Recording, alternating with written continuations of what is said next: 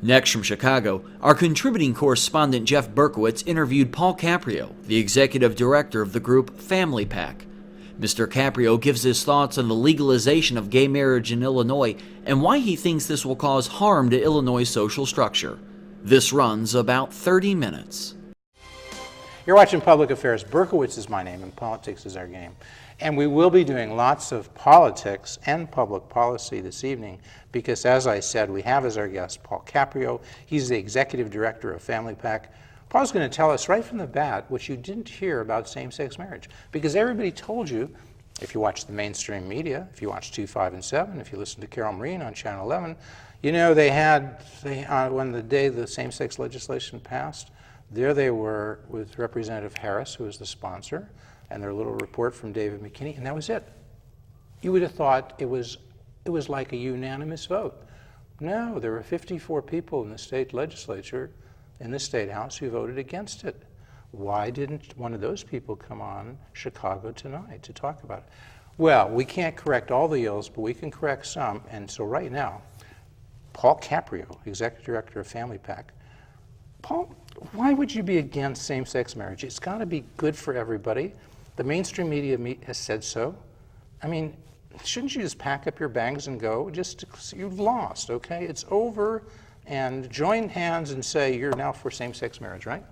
Right. Well, you know, the media around here doesn't always get it right. I mean, for example, they all endorsed Rod Blagojevich for governor of Illinois, didn't they? Relative to marriage, though, as you know, traditional marriage between a man and a woman,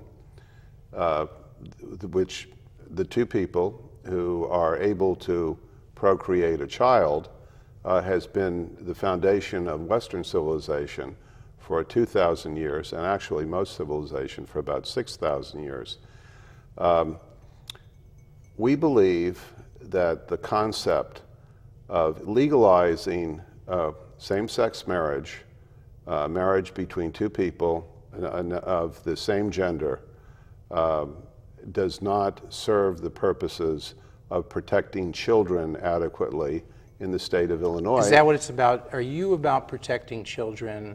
And if you were convinced that same-sex marriage would be a way of protecting children, enhancing their lives, would you then say you're okay, you're for it? No, well, no, I wouldn't, because in addition to that, there's a serious issue of religious freedom, especially what is encapsulated in this particular bill. Aren't there exemptions for religious institutions? I think, wouldn't Tom Cross tell you that? Leader Tom Cross, he was the leader of the Republican, his state leader. He was the Republican leader of the State House. He's now stepped down. He was replaced by Jim Durkin.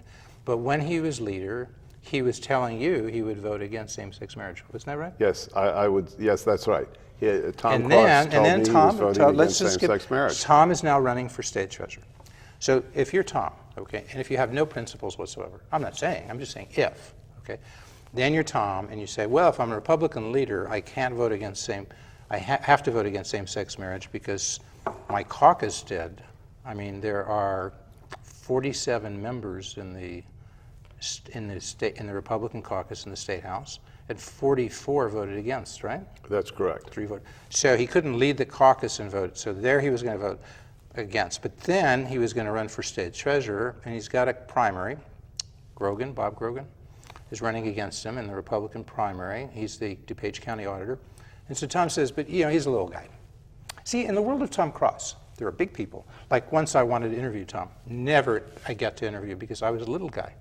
And if you're a little guy, and I am a little guy, seriously, I understand. A good man has to know his limitations. So, meaning I don't have a lot of money to give him, and even if I did, I couldn't because I'm a journalist. Unlike some journalists. Well, you're big in spirit. I've got lots of spirit. So Tom never came on this show, and Tom pays attention to the big guys, and he thinks as running as state treasurer, he's going to win easily the Republican primary, so his eye is on the prize of the general election. He's running against, you know the guy's name, the Democrat? I can't even. Michael Friedrichs. And Friedrichs was going to make a big thing if he voted against same-sex marriage in the general election. So Tom, I'm just saying, if he had no principles, Tom, I'm not saying you have no principles, but if he had, you would do the calculus and say, oh, primary is not a problem, the general election is, I better vote for same-sex marriage. And how did he vote? Folks, he voted for same-sex marriage, one of the 3 Republicans. Did I get that right? I think you got it right, and you know I hope I wasn't being too cynical, Tom, because I try to be fair, but I think I've said that now to several people in the mainstream media. They don't want to say it, but they said, Jeff, you got it right. I do know politics because I'm now studying it at the Institute of Politics, David Axelrod's organization at the University of Chicago. It's an excellent program. More about that another time. Okay, but it's an excellent program, and seriously, what better way to learn politics than at the University of Chicago Institute of Politics? And all kidding aside, they're running a very balanced program. Steve Edwards, who you know from BEZ, is there, with Axelrod, with others. It's an excellent program. Little plug for the Institute of Politics. And they have many free programs, basically for undergrads, but every member of the public can go there and virtually all free. I better give you a chance to say, well, we don't want to spend the whole show on crust, but so the main thing is what people are wondering from you. You've given an argument why you don't think same-sex marriage is that hot. You were one of many people opposing the legislation in the State House. It passed the State Senate. They're having trouble passing it in the State House. The Republicans were pretty much standing against it. There were some Democrats who were against it. Was like about a dozen or so. And so they really Madigan didn't want to push a few Democrats. He might have gotten a few votes. He did get a few. So he needed 2 more, and he went to the Republicans. And leader Tom Cross gave him one of the 2 votes he would need, along with Ed Sullivan, right? State Rep. and Ron Sandak. And Ron Sandak. So 3, it put him that gave him 61. He only needed 60. Put him 1 over the margin. So nobody could say you cast the winning vote of those 3 Republicans because they were 1 over. These guys are so smart. You got to give them that. Really, they're smart. The 3 Republicans and Madigan. I mean, they know how to play this game, don't they? Oh, I thought it was all about the highfalutin, this is the moral issue of the day. Okay, I know I'm talking too much, but one last thing. Here's the thing, folks. I'm whispering because I don't want to get out. I hear that one reason why Madigan did this was not because he woke up and just said, oh, as Speaker, I have to do the right thing. He was hearing that money was being held back, and maybe some of his members might not get elected, and if enough of that happened, he wouldn't be Speaker of the State House. So the threat of some big money donors to the Democratic Party, some of whom may have been gay, the threat of losing that caused Mike Madigan to get in there and get 2 or 3 votes, Republicans or otherwise.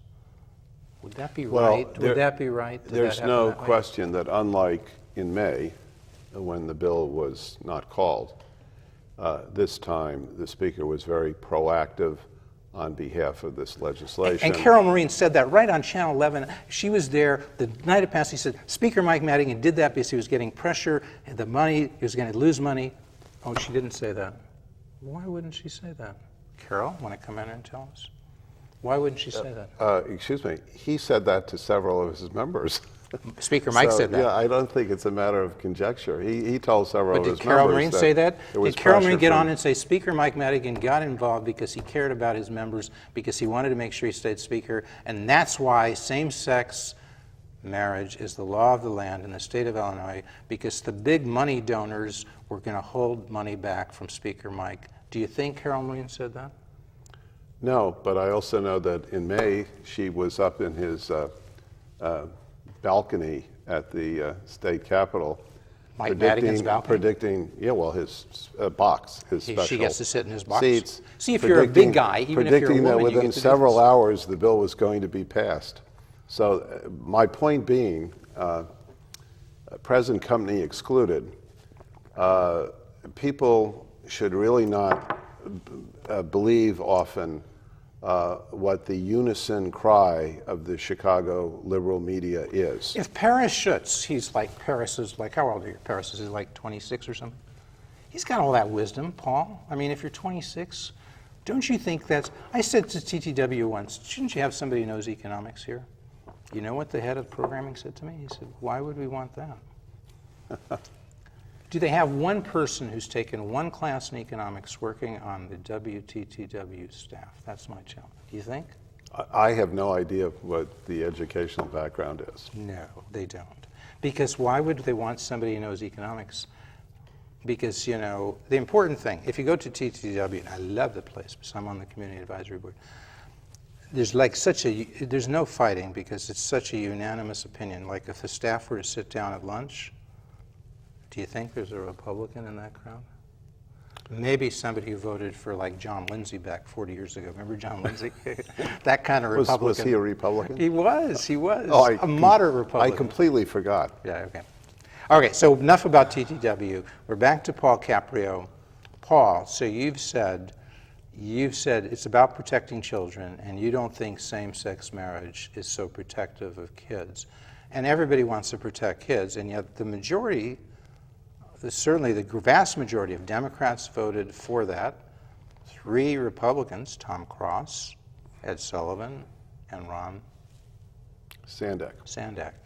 So those 3 joined all those Democrats. It must be a good cause, because could Tom Cross be, he's running for state treasurer, he wouldn't want to be anti-kid, would he? Well, I think the question... So you have to have a Jeff, certain je ne sais quoi if you do the show, and you have to see how many times in the show can I say je ne sais quoi, and how many times can I say Tom Cross. Now, Tom Cross has got the lead like 12 times already, Yeah. and je ne sais quoi only twice, so I'm going to have to play catch-up here. Well, what I'm saying is we have to say, what is the primary role of the state relative to the institution of marriage? And what I've said in the past is simply this. The primary role of the state, it's not about sanctioning the love of 2 people. I mean, after all, you know, 2 13-year-old people could be in love too, but they're not qualified to be married in the state of Illinois. So the issue for the state is, how do we best protect children? Yeah, but what's the not how do we procreate them. Once they are procreated, how do we protect them? Because if they're not protected in a loving home with a mother and a father who they know, then it falls upon the state through adoption, foster care, etc., to protect them. Now, let's be fair. So I was going after Cross and Carol Marine because I don't think they're, you know, Cross didn't seem to have some principles. Carol Marine and TTW doesn't seem to have balance. Now, if you're going to be a good journalist, I can't give you a pass. So I've given you an opportunity to make some points. But now I'm sitting here thinking, you just said it's important. You want this kid to have 2 loving parents, but you said a man and a woman. Why couldn't 2 loving women who were married to each other, now they can do it under the state of Illinois, who cared deeply about a child, why couldn't they raise? I know lesbians, I know gay men. They're quite reasonable, they're quite nice, they're quite responsible. Why couldn't they be loving parents that could better raise this child than, say, taking him to a home with foster kids, or maybe he's in a home without any parents? So even if you were right, and I know you might say there's empirical evidence that a man and a woman do a best job, not just a man and woman, but the biological parents, who are a man and a woman, do the best job of raising the kid. If they're not available for some reason, and you have 2 loving women or 2 loving men who are financially, emotionally, psychologically responsible people, why couldn't they raise that child? Well, in a loving you know way that would satisfy you. Justice Alito, when the case came up before the Supreme Court, said same-sex marriage is newer than cell phones. And what that means is we don't have any evidence to establish a radical change in the basic social foundation of this society.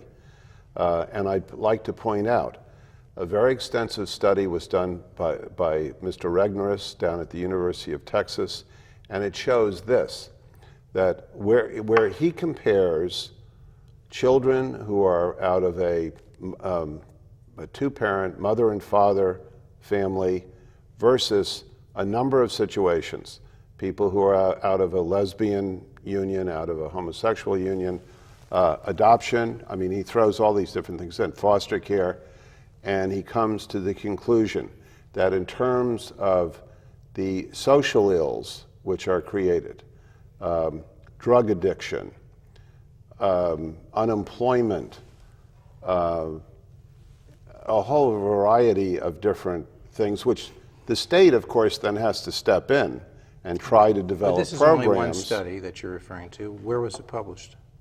University of Texas. No, but is it like a journal, or is it a Yeah, textbook? it was actually published, I believe, by the Harvard Press. As a book, and it was- as a monograph, yeah. but not in so-called referee journal where some editor has looked at it and said, this passes scholarly standards. Well, there was a comprehensive investigation because of some of the criticism When was it from the published? homosexual community about a year ago. And so its data were It's relatively recent? new. It was using recent data? Yeah. Are there studies that go the other way?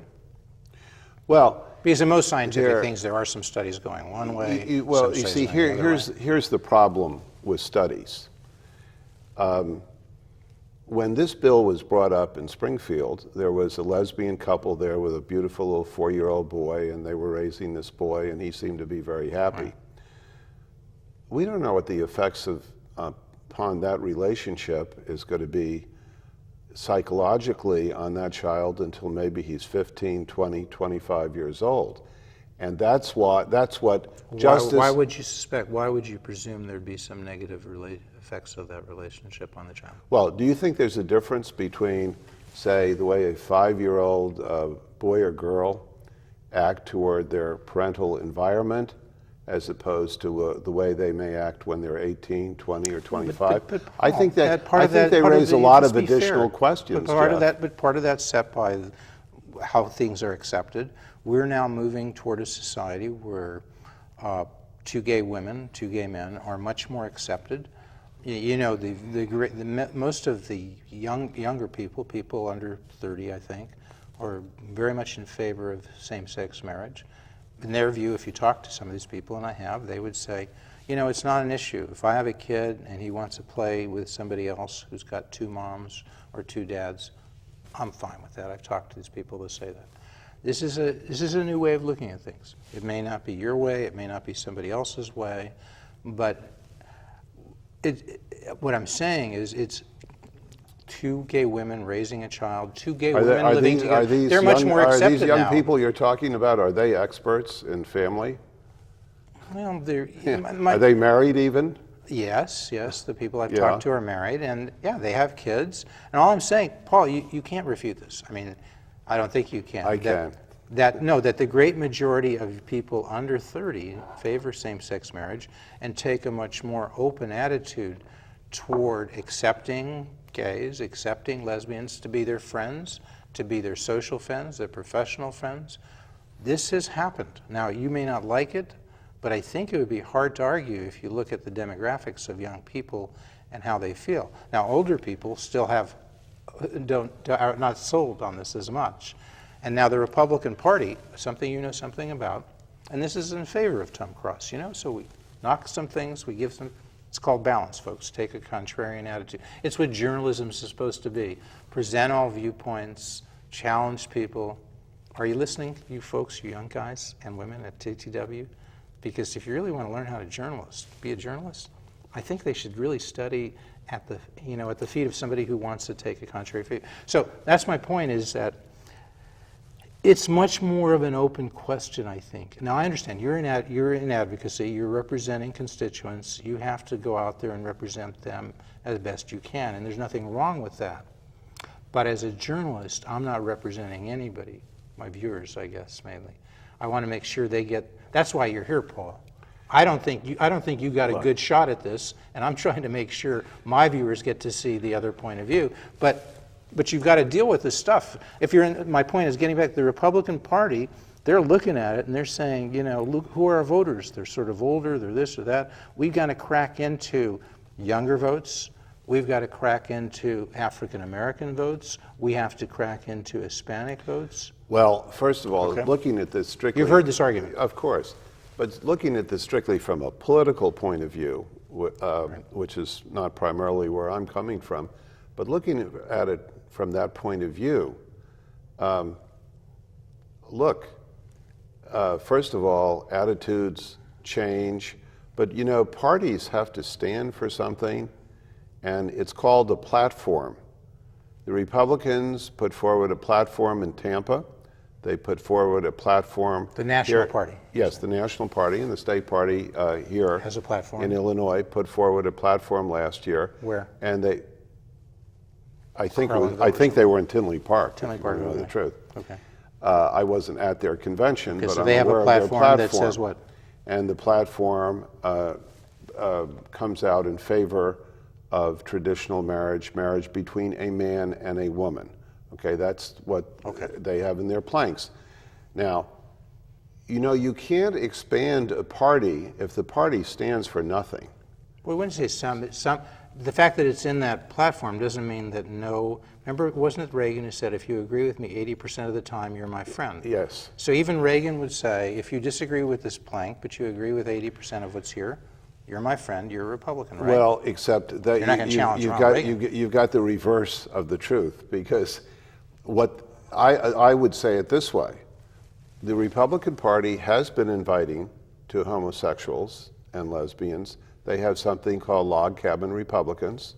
They have Go Pride. Okay, right. Okay, so those are people who, let's say, they do support same-sex marriage, but they also support the Republicans, let's say, on economics, Right. on this That's my issue, on point. that My issue. point. So that's the 80%. Okay, it's a You big don't- tent. you don't- But your tent can include these people who are with Republicans on less spending, Yeah. less taxes, less regulation, and now You we only you don't trade it that way, because the conservative base, which is made up to a great extent of Christians, pro-life Catholics in the Republican Party, says no. And you don't throw away your base. We're not throwing it away. We're just recognizing there's differences of opinion. Well, you're saying you're not throwing it away. I think that since this is a fundamental issue with many people in the base of the Republican Party, they would say the Republican Party has forgotten them. I apologize. We've got about 7 minutes left by my count. And so By the way, I think the state chairman of the Republican Party should be held responsible for backing the platform of the party. And if he doesn't, as Pat Brady didn't, I think he should have resigned. Well, you're saying Dorgan doesn't? I have no idea of what Dorgan's So you're talking position about is. Brady who did the right No, thing I'm to talking resign? about Brady. To Yeah. resign. Okay, but 7 minutes left now. And the question is sort of, where does the party go from here? Now, you're representing, you're Executive Director of Family-Pac, which has views you're trying to advance, but you're also, you know, you've done consulting for Bill Buckley when he was alive over the years. You've worked in Phil Crane's office, right? You know the world of politics. You try to help some people get elected or unelected if you don't like them. You worked with the African American caucus that was trying to, you know, make sure their conservative social views were represented by their representatives when they often weren't. So you know politics. That's my point. Now, should the Republican Party now, having lost this, and they prepare for the election, okay, the 2014 election, and there are 4 candidates, Republican candidates out there. Maybe we can get that up, maybe not. Dillard, Brady, Rutherford, and Rauner. And as we're taping this show on November 10th, the Democratic Party seems to have one candidate, Governor Pat Quinn, and now he's formed a ticket with Paul Vallis, our good friend Paul Vallis, and we hope he'll come back because Paul's done this show many times, at which time 4 years ago he said he was more Republican than a Democrat. So we'll want to follow up with Paul on that, because he told me that as he sat in your chair. Is he now more a Democrat? Maybe it's a than Republican? bipartisan ticket. How do you know? He could be, and Paul's a great guy. You know, he just is. Paul, I have enormous respect for. So we hope he'll come back and talk about that. But my point is, as now we've sort of set the table, we've got 4 Republicans running in this primary. Should they now try to focus? They're being advised, focus on the economic issues. John Tillman said 3 big things: state employee. He's chairman of the Illinois Policy Institute. State employee pension reform we need, Medicaid reform. You know, education reform, school vouchers, school choice. You're for that. You're with John Tillman, I'm sure, on that. Okay. So rally the party. Look at those 4 candidates. Find the best one to push on the economic issues, because that's the driving force in the general election campaign. Have I said anything that you disagree with? No, because I think those issues, those are the driving force issues. However, those issues alone do not create a winning political coalition. Really? Yes, because the Republican Party was a permanent minority party until Governor of California named Ronald Reagan came along and he said, let's invite the social conservatives into this party and let's take a position on these issues. And They were one leg of that three-legged stool. They were one leg. Social conservatives, what were the two other legs, Paul? The other legs were national security and economic. Okay. You're in sync with the party. I think there are many of those financial guys. Listen, nobody's gone out and said, Okay. you know, you have to make pro-life the #1 issue of your campaign. You've got to make this or that. So you're with them. The issue. You're with Ron Gidwitz. You're with all those guys, the money guys. No, I'm not with Ron Gidwitz at all. Isn't Ron saying that, the three-legged stool? Ron Gidwitz. Bruce Rauner, three-legged stool? And I hope I'm not putting words in anyone's mouth. I think that people like that feel that the social issues are a terrible liability for Republicans, and therefore they say, just don't talk about any of those issues. Well, could you just the problem with that is voters want to know. Excuse me, what if they say minimize it, talk about it, reassure the base you're still concerned, but as you go out and get ready for the general election, emphasize those two other legs of the stool. Don't run away from it. Say you're pro-life. Defend those views if that's your view. If you're not, if you're pro-choice. But say everybody in the Republican Party and the Independents and the Democrats has to recognize the terrible economic shape of this state, and let's focus on that. You see, again, have I said anything there you disagree with? Well, let me clarify what you just said. When you say run that, for governor, maybe. No, when you say that, and don't, in other words, you're saying don't talk about social issues at all. Well, social issues I didn't say come don't up. talk about it. I said just And don't keep your eye on the other issues. Acknowledge the importance of those social issues. Acknowledge the importance of the social conservatives for the base. But as you talk to Democrats, as you talk to independents, don't lead with your chin. Lead with your strength. You see my point? Because you also, in an election, to elect Republicans across this state, in many, many districts, you have to energize that base.